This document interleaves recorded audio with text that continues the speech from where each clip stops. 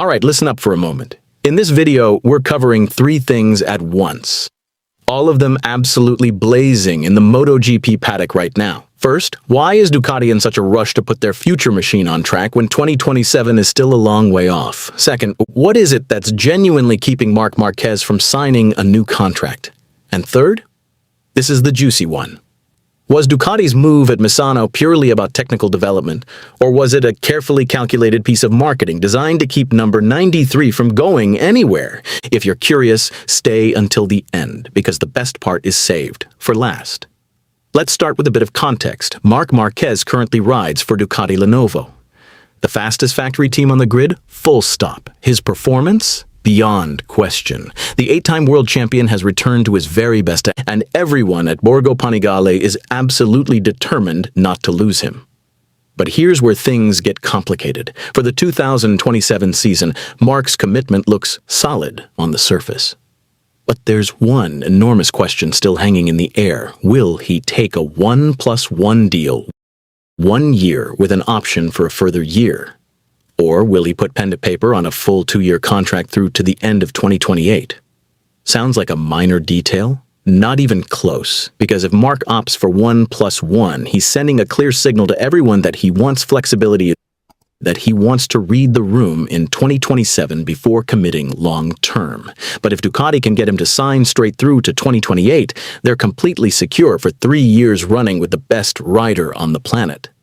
Ducati knows exactly where they stand, and they haven't been sitting on their hands. Before we get into Ducati's strategy, it's only fair to step inside Marc's head for a moment. Why hasn't he committed to 2 full years just yet? There are 2 big factors he's weighing up. The first is his physical condition.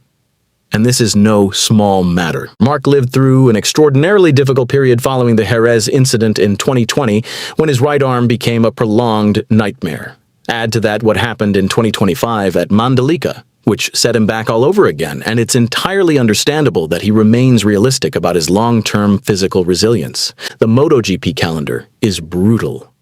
Over a dozen rounds, a sprint race every single weekend, and physical demands that are nothing short of punishing. He needs to be certain his body can hold up consistently through to the end of 2028 without any dramatic drop-off in performance along the way. The second factor, and this is the more fascinating one from a technical standpoint, is the major regulatory overhaul coming in 2027. MotoGP is set for a fundamental transformation. Engine displacement will be reduced from 1,000 cubic centimeters to 850 cubic centimeters. Active ride height devices, the very secret weapon that has underpinned so much of Ducati's dominance, will be banned. And most intriguingly of all, Pirelli will replace Michelin as the spec tire supplier. This isn't merely a change of components. It's a shift in the DNA itself. Marc is naturally asking himself, in this new era, will Ducati still be leading the charge? Or might rival manufacturers who've long struggled against Ducati's aerodynamic advantage find themselves far more competitive on a leveled playing field? It's a perfectly reasonable question for a man who wants to finish his career in the very best way possible. This is where Ducati played it rather cleverly. Earlier this week, quietly but with great deliberation, Ducati sent their trusted test rider Michelin out to Misano to put an early prototype of the Desmosedici GP27 through its paces. The weather wasn't particularly kind, overcast skies and a stiff breeze, but the test program pressed on regardless. The objective was straightforward: gather initial data from the new 850 cubic centimeter engine, map out its electronic characteristics and power delivery, and perhaps most importantly, show the world that Ducati has already broken into a sprint towards 2027.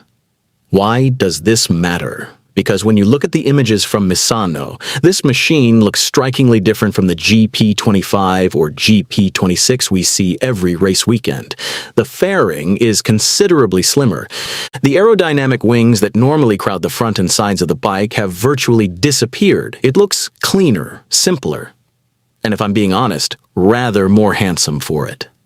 Without ride height devices, without a flood of active downforce, Ducati is essentially rewriting their recipe for victory. Mechanical grip now becomes the primary currency, and that's precisely why the Pirelli tire takes on such critical importance. Its profile behaves quite differently from the Michelin that everyone has grown so familiar with over the years. Looking ahead, Nicolo Bulega, a rider who knows Pirelli tires inside out from his superbike days, is scheduled to join the test program from June onwards. It's a shrewd move from Ducati as well, since Bulega can offer an invaluable reference point for getting the most out of Pirelli before every MotoGP rider is forced to adapt from scratch come 2027. Now we get to the most compelling part of all. Why is Ducati doing all of this now, when 2027 is still well over a year away?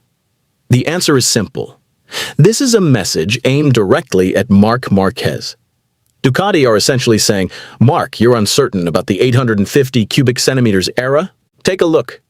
We're already ahead of the curve. While other manufacturers are still on the dyno, our bike has already been around Misano.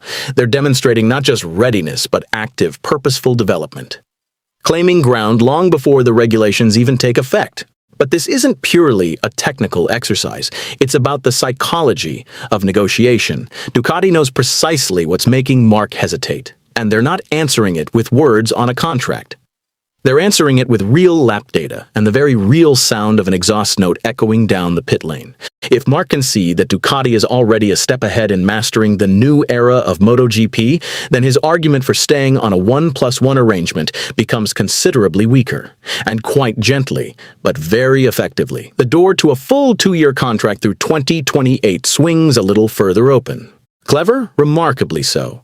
That's playing the game not just on a technical level, but on a strategic and psychological one simultaneously. There's one more thing worth keeping in mind. 2027 isn't just significant for Marc Marquez and Ducati. It's a reset button for the entire championship.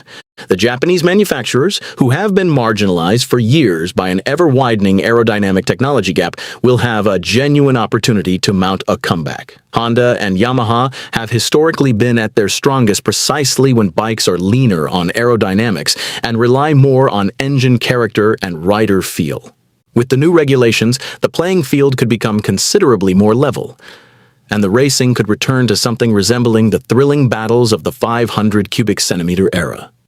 But make no mistake, Ducati will not roll over quietly. They have proved time and again that they are the finest innovation machine in the paddock, and the move at Misano proves that they are already thinking in 2027 terms long before anyone else. Now, it's your turn. In the comments, answer just one question. Should Marc Marquez take the 1+1 deal or sign straight through to 2028? If you're in the 1+1 camp, drop a 1 in the comments. If you think he should commit to 2 full years, drop a 2. Simple as that. We'll see which side comes out on top, and we'll discuss the results in the next video. And for those who want to go a little deeper, which manufacturer do you think stands to benefit most from the 850 cubic centimeters regulations in 2027? Will Ducati hold their ground, or will the Japanese giants finally rise again? Drop your thoughts below. I read every single comment. See you in the next one. One tarmac, one passion. Keep the rubber side down.